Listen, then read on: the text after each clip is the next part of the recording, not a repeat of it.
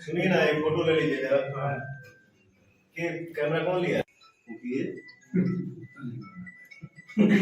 तो hi friends, आई वो बढ़िया होंगे। वीडियो बनाने से पहले मेरे चैनल पे नहीं तो चैनल को सब्सक्राइब, वीडियो का लाइक करिए क्योंकि ऐसे पवन सिंह का अपडेट वीडियो देते रहेंगे। पावर स्टार पवन सिंह के साथ ही प्रशांत भैया देख सकते हैं किस तरह से अपने जन्मदिन को मना रहे हैं, क्योंकि आप लोगों को पता है पवन सिंह इनका क्योंकि सेलिब्रेट क्योंकि यहाँ पे अपने जिम में ही पवन सिंह को केक कटवा दिए, क्योंकि आप लोगों को पता है पवन सिंह का सॉन्ग इन्हीं के थ्रू एक आ रहा है, क्योंकि उन सॉन्ग कंप्लीट हो चुका है और कल शाम तक सॉन्ग आ जाएगा। सॉन्ग का बोलूं टेलर आ जाएगा, कब कहलू इस सॉन्ग जो बहुत जल्द आने वाला है। लेकिन इसी बात पे पावर स्टार अब पवन सिंह और प्रशांत भैया का ये वीडियो सोशल मीडिया पे बहुत तेजी से वायरल हो रहा है।